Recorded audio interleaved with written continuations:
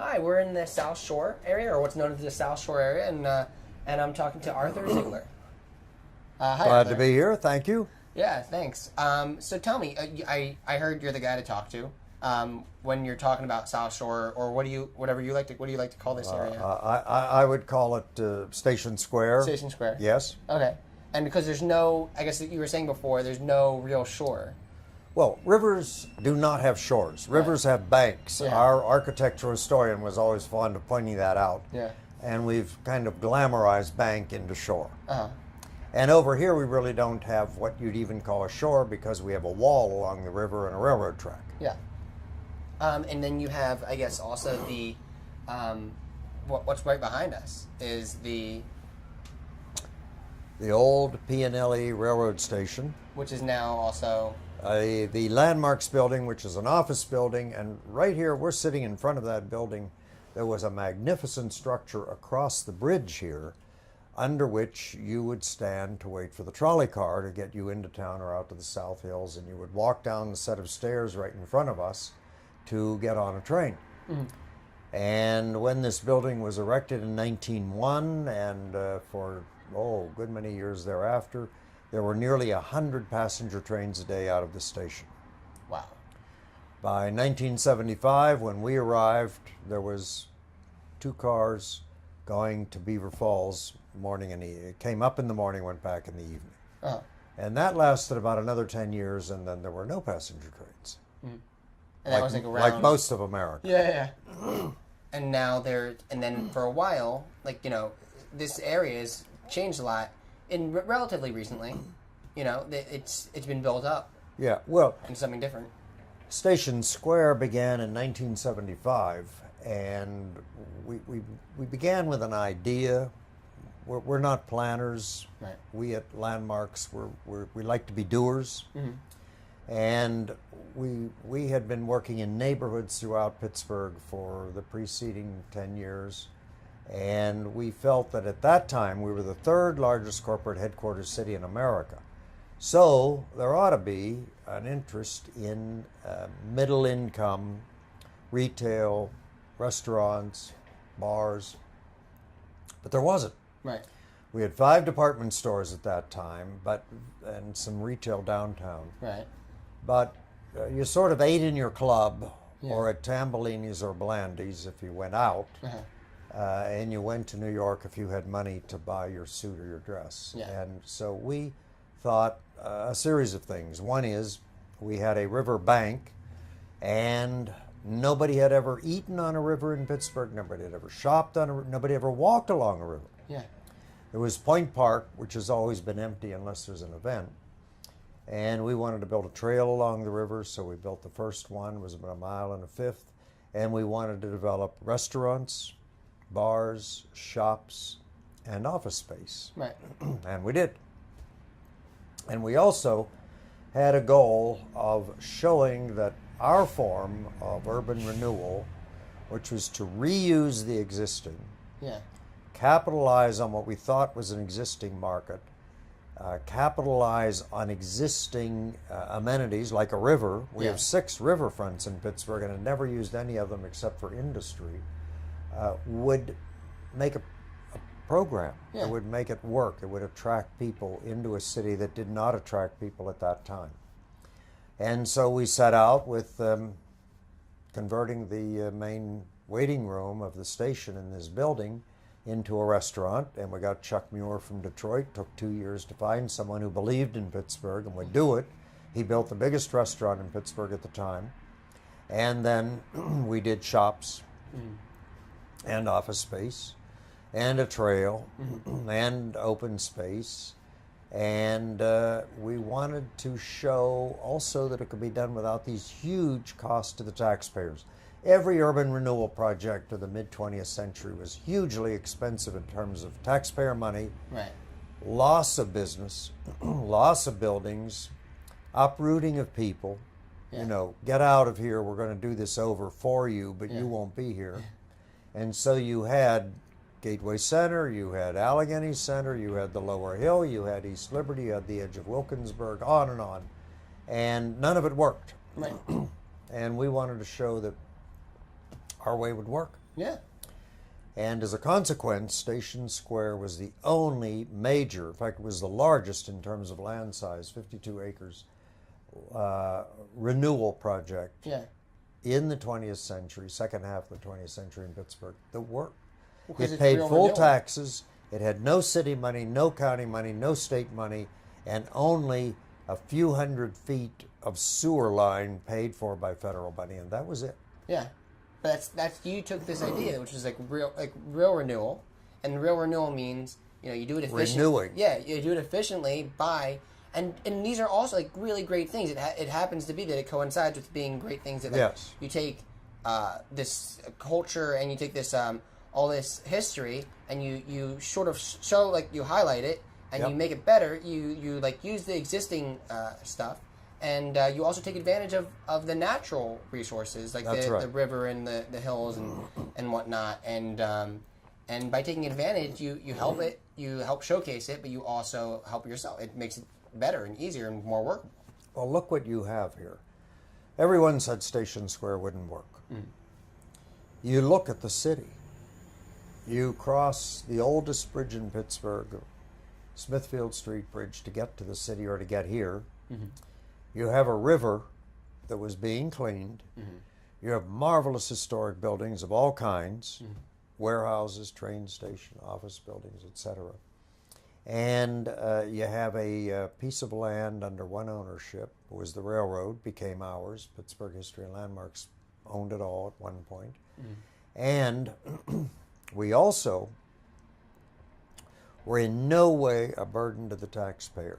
Right. And in fact, not only did we do this without any subsidies from the city, county, or state, and a little from the feds, we put in all the infrastructure, all the roads, and never turned them over to the city. They are still private. Really? And all of that maintenance is privately done. Wow. And it all works. And we started that in '75, and a few years have gone by, and it's still working. So there's a lot of modes of transportation here. You have the incline. You have 2 inclines. We once had 2 dozen. Yeah. The incline right behind us also had 2 more tracks, and on that you could put your car. Actually, it was built for your horse and buggy. Uh-huh. And then you also have, you have the bridges, you have the gateway, the Clipper, which is nearby. What else? You have lots of things. Is it the T, I guess, also, right? Well, the T wasn't going to stop here when they designed it. We had to fight to get the T to stop. It later then became the most popular stop on the T. Yeah. We had the inclines, as you said. They're very popular. They're tourist attractions now. Yeah. But you have to remember that we were in a city that had no visitation. Nobody came to Pittsburgh to visit. Right.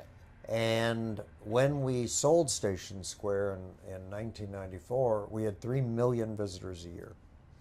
You mentioned the Gateway Clipper. When we started thinking about starting Station Square, the owner, John Conley, had a little boat over on the Mon Wharf. He said, you know something, if you can get me over or under the railroad tracks, that'll work. Yeah. He came over, we got him under the railroad tracks. Yeah. His business turned into the largest tour boat business in America. Yeah. He ultimately bought the Circle Line in Manhattan and ran it as well, but it was actually a smaller operation than we had in Pittsburgh. Uh-huh. So that all these ingredients, which you just look out and see, but people didn't.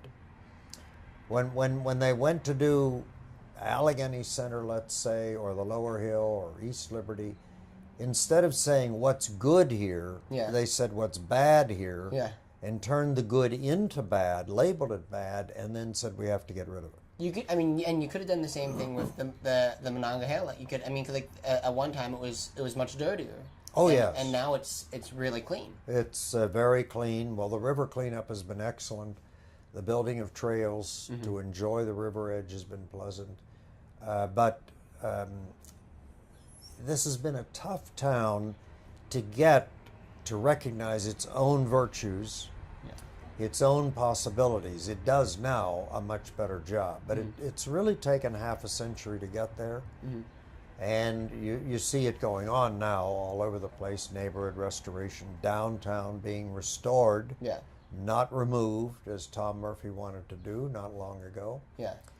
And Station Square has had for many years, the hotel that everyone said would fail. Mm-hmm. Highest rate, highest occupancy. The office space has long been the best leased, up or down markets, best leased in the city, and an attraction that brings people to the city. Yeah. And to stay in the city, and then to go over and enjoy the rest of the city. Right. But that's a matter of realizing, what do we have? Yeah. And let's look at it positively. Well, what were the challenges, I guess? Because, I mean, you must have had Sure. a great deal of challenges. Well, the challenges were obviously financial. Mm-hmm. First was belief. Yeah. Very few people believed it would happen. And the second was, where do you get the money? Yeah. And the third, where do you get the tenants and the sub-developers? And the fourth, where do you get people to believe that they would eat beside a railroad track on a then polluted river? Yeah. And across from the triangle. And so all of those were challenges. We were able to get started because Richard Scaife believed in us, because he had helped back our neighborhood work, which had worked, again, running counter to urban renewal. Urban renewal wanted to clear out all the neighborhoods that we were trying to rescue. He gave us risk capital. We got some entrepreneurs who came in and opened shops and restaurants, and they worked. Chuck Muir, when he opened the Grand Concourse, said, I'll do the biggest restaurant in Pittsburgh, and I'll do $2 million the first year, which is unheard of here. And he was wrong. He did $3 million. Wow. And it has grown ever since. The other problem, since all of you have an affiliation with city planning, was city planning. Mm-hmm. City planning, wouldn't you believe, wanted a plan. Yeah. We wouldn't do a plan. Yeah.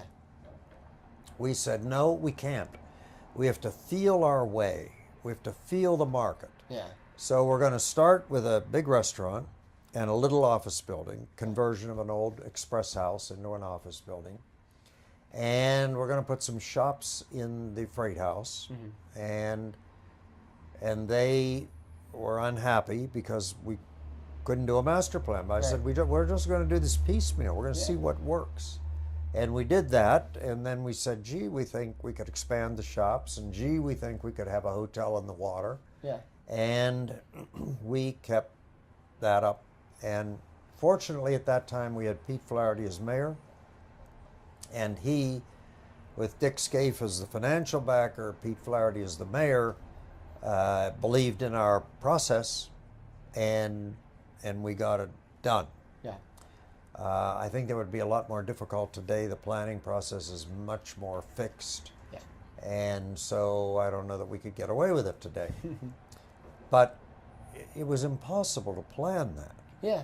And so we felt our way with the Pittsburgh market, and then we brought in people from out of town to augment that market.